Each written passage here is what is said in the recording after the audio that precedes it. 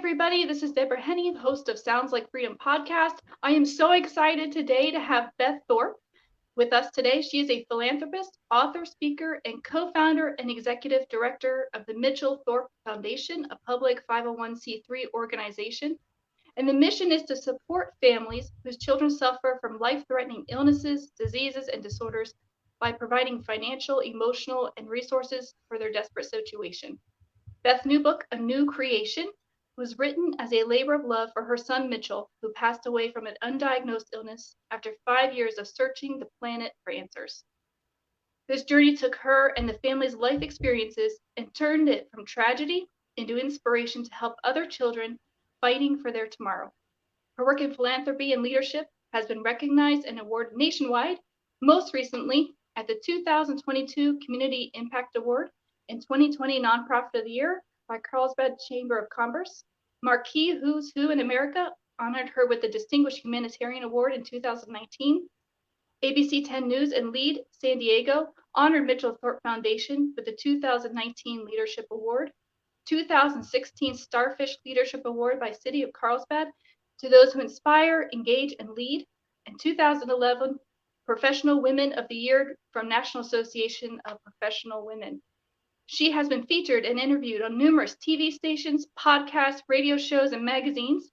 Beth is passionate about being the light in the dark to others and to bring hope and encouragement in the direst of circumstances. She loves to share God's love, His word, encouragement, and impartation to others. She's a mother of 2 children and resides in Carlsbad, California, and enjoys long walks along the beach with her husband and 2 golden doodles. Beth enjoys traveling, cooking, and exercising. Welcome, Beth. Wow, thank you. I'm so glad to be here. It's so wonderful to have you. Can you tell us a little bit more about you and your book and the work that you do with your foundation? Oh, absolutely. Yes. Well, the foundation was started in 2009 in our memory of our beautiful son, Mitchell, as you read, who passed away from an undiagnosed illness that took us across the nation. And in that journey alone was a very long, hard journey. It was a season of life that many of us don't wish to ever have to go through, right? And Right. but we happened to go through it, and it was, like I said, 5 very long, hard years. And ultimately, he passed with still no understanding of the cause, and which is another hard thing to always wrap your head around. Right. But and also 2 years to heal, to come out of it. So I'd like to let your audience know that losing a loved one or anyone closest to you is a process. It takes time. Grief is real, and but God does not want us to grieve the way unbelievers grieve. It did take a lot of time for me to come out of it. Like I said, 2 years. It doesn't happen overnight. So I say be patient if you are in the process of having a loss of anything. Be patient with each other to come through it. But we took that tragedy and we heard so clearly from the voice of God in my deepest pain and grief when He spoke to my spirit, not audible, but in my heart, that resonated to my mind and illuminated my mind. And He said, "This is not the end. This is the beginning." Just as simple and blunt as that. And I sat up in my bed. I was like, what? I was startled. I didn't really know what that meant. And literally, it was like a day after my husband was at the church here locally, and he was coaching 2 boys who had cancer. One had Hodgkin's lymphoma and the other non-Hodgkin's. Both families struggling to make ends meet, right? And everybody wants to help everybody, right? And so he heard clearly that we should form a bridge and start a foundation. But it came in his spirit. We need to form a bridge and help other families going through what we went through. So he came home to tell me that, and he says, God spoke to my spirit. I think, Beth, we need to really start a foundation. And I looked at him and I said, what? I said, we don't know anything about starting a foundation. But then I had to realize when I stood back and listened, oh, maybe that's what God meant by this is not the end. This is the beginning. So literally that was the born, and we created the foundation. We filed the paperwork, and we've never looked back. We gave up our previous lives, and and here we are for almost 14 years later now, giving back almost 2.8 million back into the community, helping countless number of families and children, and bringing others closer to Christ through it all. That's amazing. So what would you say? I mean, as a mom, I cannot imagine going through what you went through. And I had to be such a difficult, dark place and feel lonely. Um, what was it that kind of gave you that strength to keep going?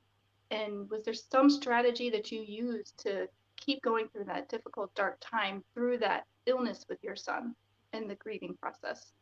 Yes, well, while we were walking through it all, and we have a very deep, very strong faith, and in that, our faith was tested ultimately. And but I kept through my family, we just kept opening the Bible each morning, getting into His Word, releasing everything to the Lord. Keep telling us to know which way to go, which way to turn. It was such a season, like you said, of chaos, and a season of not clarity and like, where are you, God? Right? Why have you forsaken us? You're on your knees and you're praying. We had people come to the home and pastors and are praying for us. And Mitchell's on the prayer list of everybody. And people say, well, how come you didn't get your miracle? And that's hurtful things to say. But in fact, Right.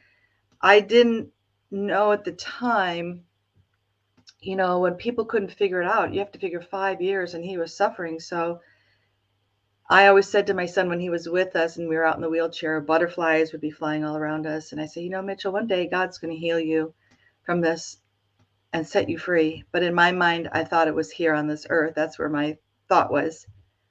But ultimately, at the end, God had to take him home to heal him because no one could figure it out here. And and you would think in this day and age, that's kind of unheard of.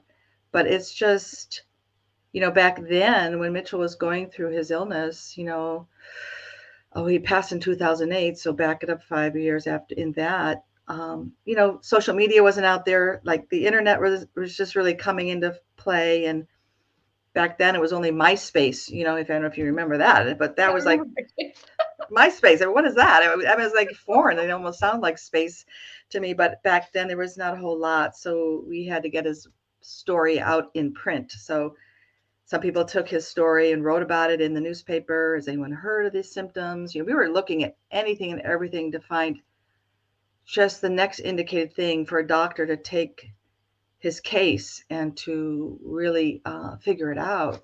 Um, anyway, but from that, we formed the foundation, like you said, and we started our programs, our medical and home assistance to help families, our healing and rehabilitation programs, which offers a lot of counseling and sibling support because they get forgotten.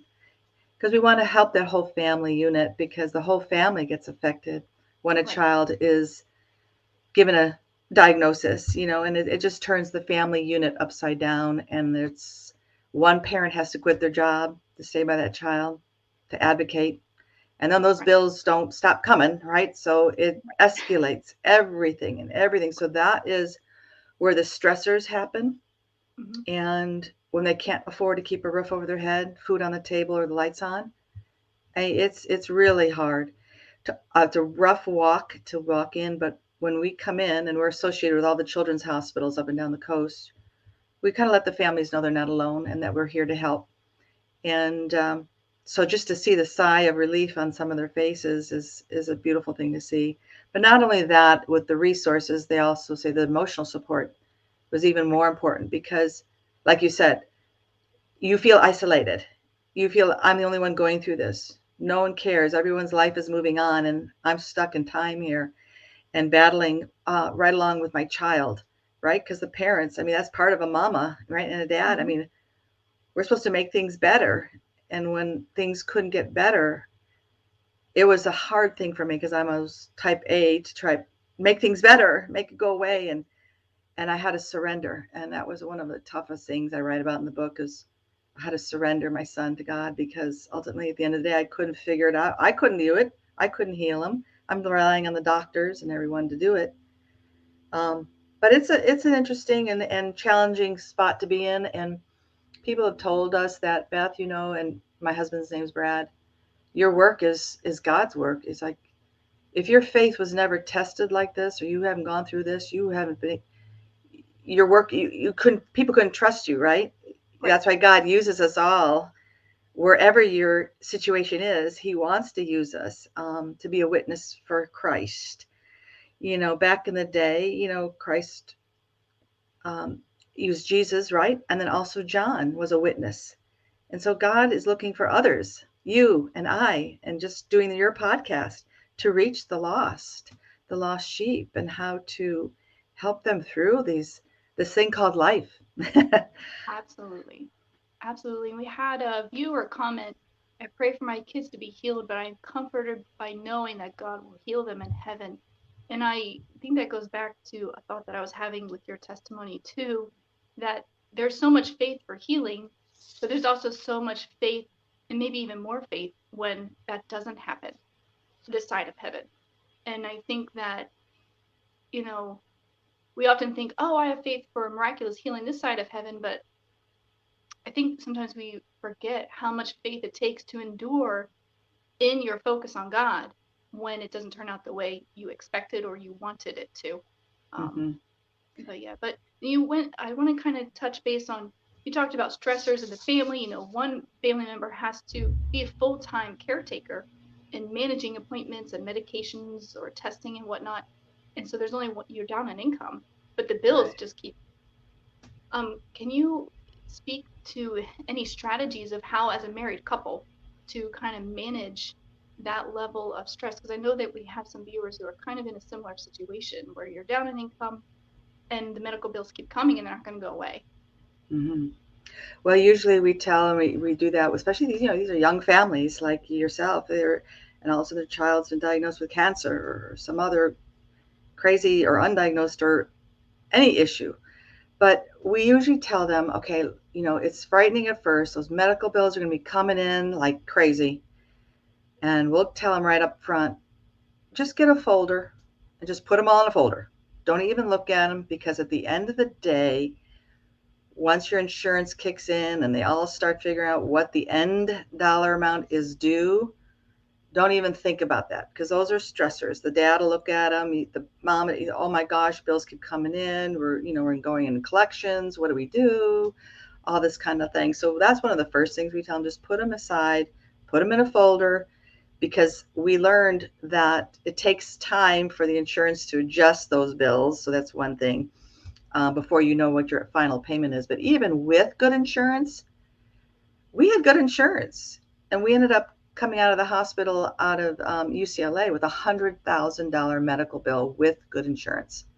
So the out-of-pocket expenses, um, not only for the medical care, because my son's medical care was like over $1 million when he was in the hospital for over a month. Um, it, but at the point, I didn't think about that.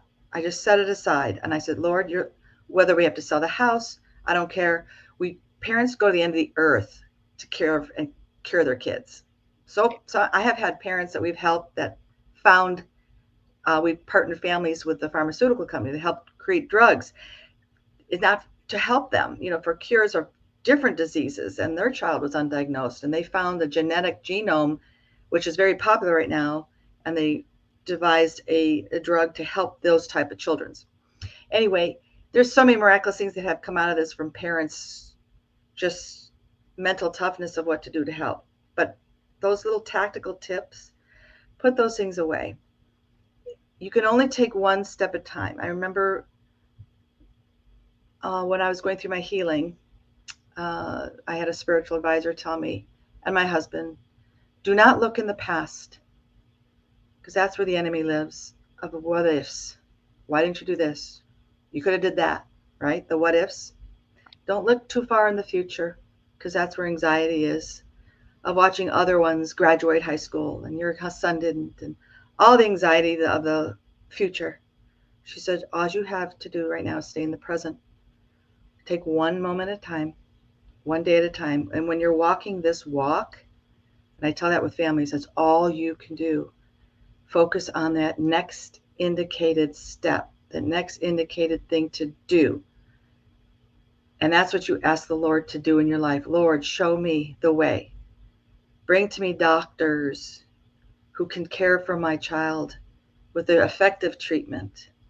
Um, Always surrender your child and ask the God for his help. He will direct your steps. And I can look at that now along the path when I walked. we had so many different people, but it was so confusing for us because we kept searching for a diagnosis. We kept searching for someone to get to the root cause. I was always trying to get to the root cause of what was causing all this with my son because he was a healthy young man. We hardly ever went to the doctor except for occasional earache or, physical checkups and things of that nature. And to have something of this nature happen to him, I can look back on it now, and we've helped a few children that have similar symptoms to what Mitchell had. And someone often said, he almost sounds like he has Lyme's disease or some kind of disease that the Western medical industry does not recognize, or they don't know how to treat it, you know. And then you start looking in that, but I'll never really know because it said undiagnosed in his death certificate. So you're like, how do you explain this, God? Oh my gosh. So anyway, moving forward, taking the tragedy, and God knows how to take a tragedy and make it for his glory, for those that are obedient to him. Not everyone would do what we're doing here, right? Some will turn to bitterness and anger and be angry with God. And I've given talks on that of letting go, and you learn to have to break free, and you have to go through that forgiveness process. And that is part of the healing that had to take place in my husband and I, because we had all that pent up of learning to forgive. And that was our spiritual counselor who took us individually through that process of breaking things off. You have to forgive the doctors that couldn't find answers, forgive the people who said things that they shouldn't have said, all those kinds of things that come in that you don't realize that are harboring in your spirit. And when the Holy Spirit convicts you, it's like, oh, my husband was a mess on the floor. It just pours out of you. And then likewise me, and forgiving my husband for forgiving each other, right? Because during that time is a very stressful time, and you want to lash out at those closest to you. And unfortunately, that is your husband, right? So you kind of have to be careful of that, because what I tell parents is that you are stronger together walking through this walk. You need each other. Yes, you're not going to have your demands met emotionally for each other at this moment because all your focus is on the child and your other children. If you have more, the siblings get forgotten and they need to be included, and because they're affected as well. But it was a season of life of wow, I don't know how to say, but of growth, of being there for each other as best as you can. Stay in his word, stay in God's word, trust. I always put on faith and praise music in Mitchell's room, fill the room and his atmosphere of listening to different preachers, spiritual music, soothing spiritual music for his spirit to heal, because you're your physical body, but then there's your spiritual body. So your spirit is so much stronger too, to talk to your body. And all that was being done in my home, creating an atmosphere of healing. So, but anyway, back to that, I really would tell people to hang on to your faith, even though at the time your faith is tested. God, and it happens right in this life, correct? Mm-hmm. Oh, absolutely. Life will throw you curveballs, and the rug can be pulled out from underneath you when you least expect it, and you're like, where is your strong foundation? And if it's not centered in Christ, you're going to crumble and you're going to fall apart. So if I have to say anything with faith, faith doesn't always take you out of the problem. Faith takes you through the problem. And faith doesn't always take away the pain, but faith gives you the ability to handle the pain. And faith doesn't always take you out of the storms of life, right? Right. But faith will calm you in the midst of the storm. So that is about understanding what faith is, and stay in his word. Together, it's important to try to do it together. If you can, together, or at times it was separate, but I always used to say to my husband, pray. We'd be off in different directions. I'm in the hospital for weeks on end. He'd come relieve me on weekends. We're 2 ships passing in the night. It's a very challenging walk, but that's what gets you through. Absolutely. Yeah, and I like how you highlighted the atmosphere internally that you create with your focus, with the Mm-hmm. word and the worship and the faith, and also Yes, externally by saturating your environment with that praise exactly. and the preaching, and just inside outside really working at maintaining that atmosphere of faith. And I love how you said that faith doesn't take you out of it, but it sustains you through it. And I thought of Psalm 23, how it says, "You've made a table for me in the presence of my enemies." It wasn't a nice surrounding to be in, Mm-hmm. around all of his enemies, but God has made a way to sustain me through it. Through the fire. Yeah. Absolutely. So when, like, I have never been through what you've been through, and so but I have friends who have lost children and lost babies. Um, what do you say to somebody who wants to be supportive to that family and to that person, but honestly, sometimes don't even know where to begin?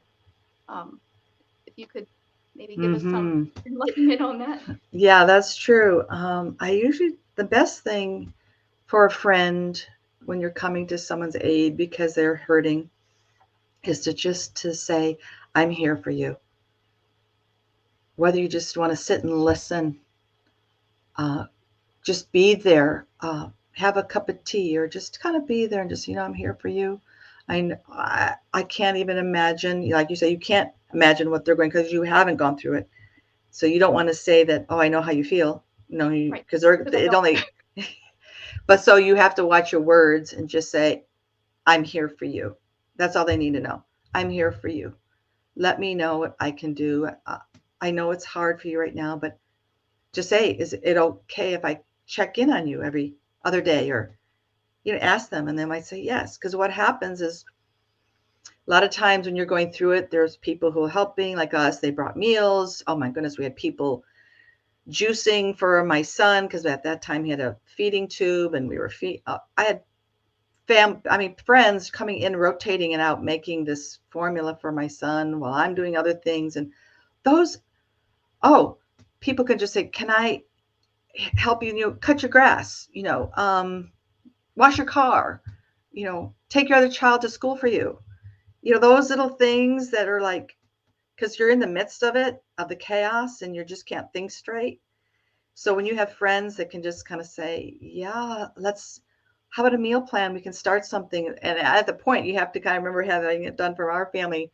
There were so many meals coming in, I had to stay, okay, slow it down, maybe just 1 or 2 meals a week. And then you had to let them know what your dietary needs are, because sometimes you can't eat some of the things they cook. But um, people are good-hearted people, and they want to help. So it just takes someone to organize that. And there's apps out there now to organize meals and things like that out there. But just being there to comfort, just say, I'm here to listen, and just be. Because sometimes even after the child has passed, all that support system kind of went away. And like, where did everybody go? Right. And the mourning still is there. Right. So just kind of do that check-in process with your friends, and just say, how can I be here for you? Are you ready just to maybe go out and have lunch? Um, Take a walk. Walk and talk is always good. Women like to walk and talk. Yes, Yeah. you do. Yeah. And then the other thing for men, that's the whole other thing I feel for the men, because they harbor everything. They don't express their feelings as much, and they need to find a way to release as well.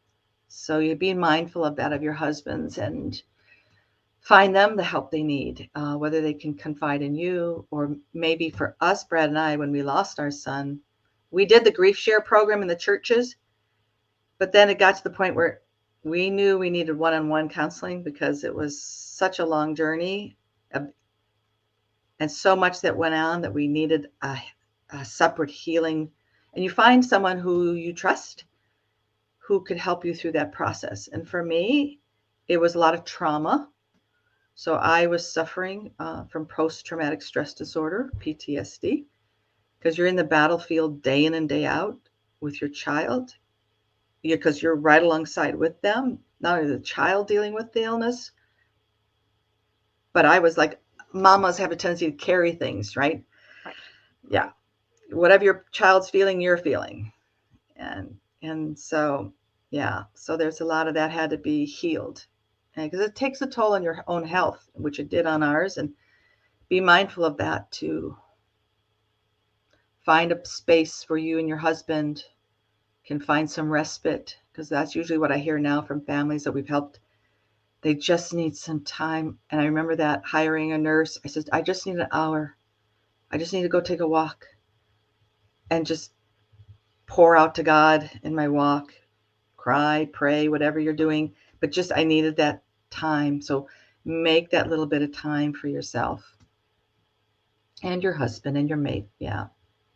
Absolutely. So now you do have a book out and you have a website. I'll get your website up here. But if you could tell us where to find you, where to find your book, and how to connect with your foundation, that would be Yes. great. The mitchellthorpe.org is where the foundation is. You can also buy the book on there. On the top bar, it'll say ANEW Creation or buy book. So you can get it on that website. And we also have a separate website titled ANEWCreation.org. And you can get the book there as well. Either way. But it's also been released now. It's been out 2 months. End of June was the release date. And it's worldwide. So wherever you buy books online, in the bookstores, you can just ask for ANEW Creation, Finding Meaning in the Midst of Tragedy by Beth Thorp. And yeah, I'd love to be able to even give away a free copy if someone wants to email me at beth@mitchellthorpe.org. I'll be happy to give away 2 or 3 copies. We'll say 3. I'm upping the ante. Three digital books. If you'd like an ebook, just email me. And other than that, I'd love to have you check the book out. It's now getting actually some attraction from film producers. We actually talked to, I mean, the book's only been out 2 months, and a film producer is already interested in the story. So it's written as a story. It's not a how-to book, but it's a story, and it'll take you through what we went through, how we came out of it. There's wonderful chapters called Speaking Beyond the Veil of Heaven, when Mitchell was speaking to us beyond the veil. It was a beautiful thing, how God was showing us beautiful signs and wonders along the way that I had to document.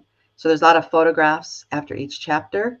So it's an easy read. People said, oh, I just couldn't put it down. I ripped through your book. Like, so it's a 5-hour read, but people, you can get it done in a couple of days. Some people will just rip through it. I was like, oh my gosh, I couldn't put it down, because it just carries you through. You want to know what happened next, and also how God did through it all. And just the last chapter is a beautiful chapter calling Break Free, and just lots of good inspiration for those walking this walk, and how to heal, how to get through situations, how to be an overcomer, and how to break free from it all, to know that you don't have to carry it all the time, because God wants you to live in joy and peace. Absolutely. Well, thank you so much. And thank you for your offer. I'm definitely going to have to check out your book. I'm very excited to do so. But yeah, thank you for joining us today. And until next time, blessings.